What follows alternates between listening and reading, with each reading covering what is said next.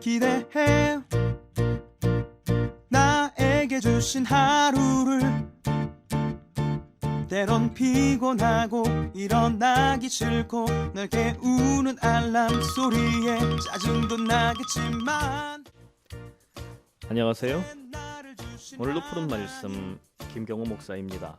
주무시지 않고 나를 지키셨네. 오늘을 나에게 주셨네. 새 말씀 안에 주가 주신 사랑과 은혜와 능력. 오늘 우리에게 주시는 하나님 말씀은 누가복음 23장 34절입니다. 누가복음 23장 34절입니다. 이에 예수께서 이르시되 아버지 저들을 사하여 주옵소서. 자기들이 하는 것을 알지 못함이니이다 하시더라. 그들이 그의 옷을 나누어 제비 뽑을세. 아멘. 가상칠언을 이번 일주일 동안 나눌 텐데요. 오늘 그 첫 번째 가상일언입니다. 아버지 저들을 사하여 주옵소서라는 제목으로 오늘 아침 말씀을 나누겠습니다. 이번 주간에는 예수님께서 십자가에서 남기신 마지막 말씀 가상칠언을 통해서 우리에게 주시는 하나님의 음성, 하나님의 은혜를 우리가 더 깊이 누렸으면 좋겠습니다. 오늘은 그 첫 번째 말씀인 아버지 저들을 사하여 주옵소서. 자기들이 하는 것을 알지 못함이니이다. 이 말씀을 함께 묵상해 봅시다. 이 말씀을 통해서 우리는 기독교의 가장 중요한 정신을 발견할 수 있는데요. 바로 용서의 정신입니다. 예수님은 십자가 위에서 저들을 용서하고 저들을 향해서 용서의 기도를 외치고 계십니다. 그 대상이 누구입니까? 과연 이 저들은 누구입니까? 주님은 저 사람들이라고 말씀하시면서 용서의 대상에 차별이 없음을 우리에게 보여주고 계시는데요. 주님의 손목과 발목에 대못질을 하던 군사들을 향해서도 주님은 저들을 용서하여 주옵소서.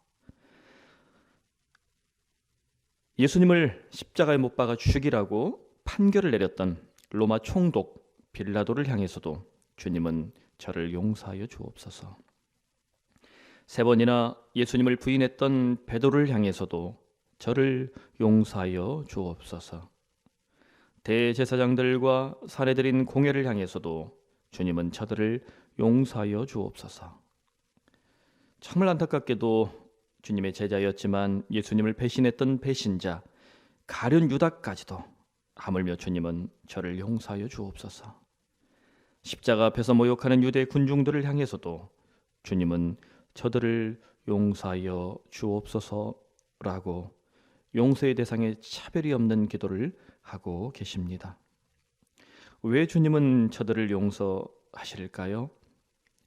자기들이 하는 것을 알지 못하기 때문에 라고 주님은 말씀하십니다. 자기들이 하는 것을 알지 못하기 때문에. 이 말씀은 골고다 언덕에서 예수님을 십자가에 못 박아 죽이는 것이 얼마나 놀라운 사건인지를 알지 못한다는 말씀입니다. 예수님은 저들의 무지를 이해하고 용서하셨습니다.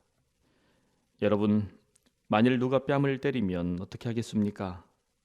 나를 험담하고 뒷담화하고 비난하면 어떻게 하겠습니까?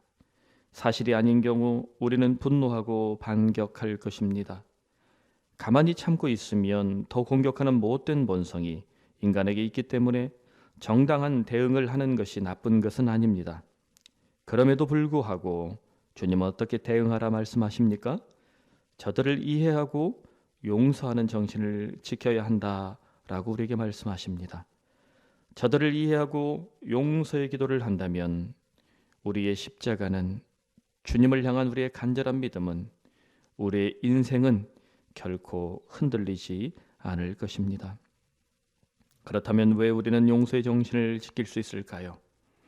하나님을 아버지라고 고백하는 하나님의 자녀가 되었기 때문입니다. 예수님께서 용서의 기도를 하시면서 하나님을 향해 뭐라고 말씀하십니까?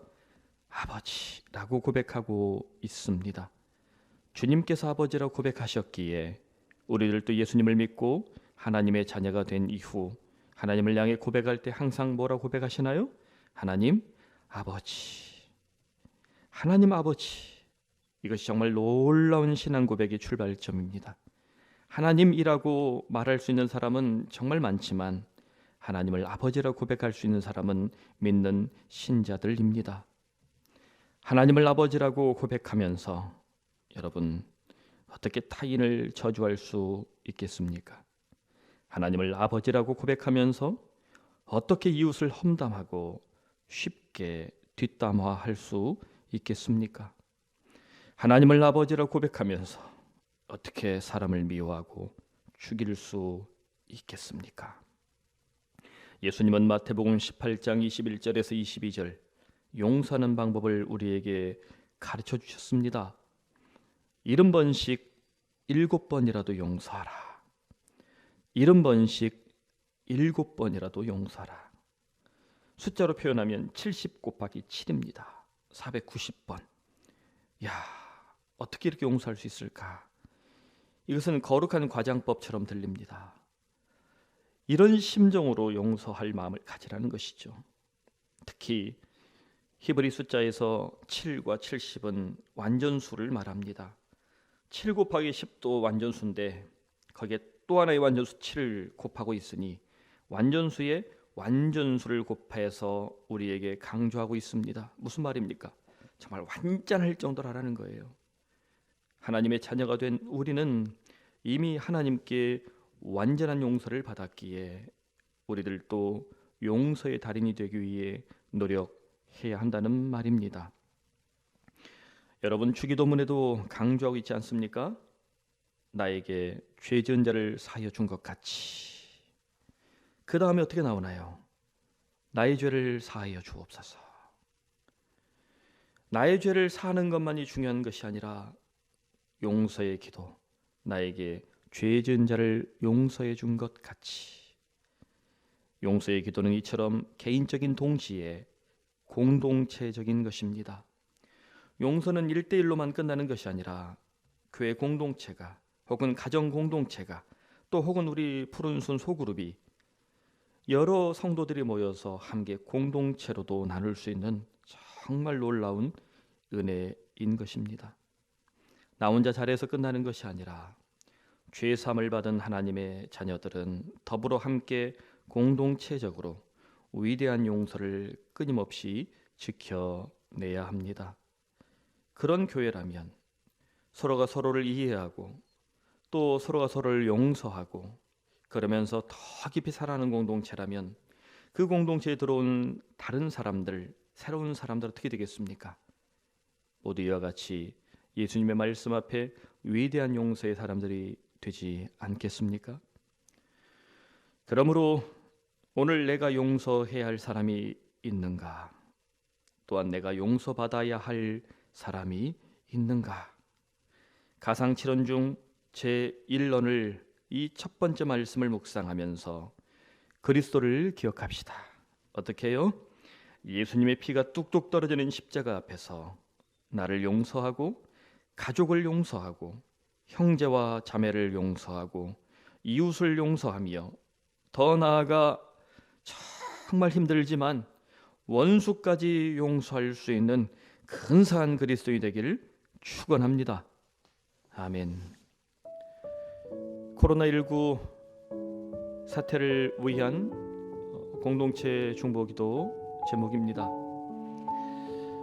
여러분, 온라인 주일 예배를 드리고 있지만 우리 모든 성도들이 온라인 주일 예배를 통해서도 은혜를 더 풍성히 지키며 또한 교회를 사랑하는 마음, 성도를 그리워하는 마음을 잘 지킬 수 있도록 우리 함께 기도합시다.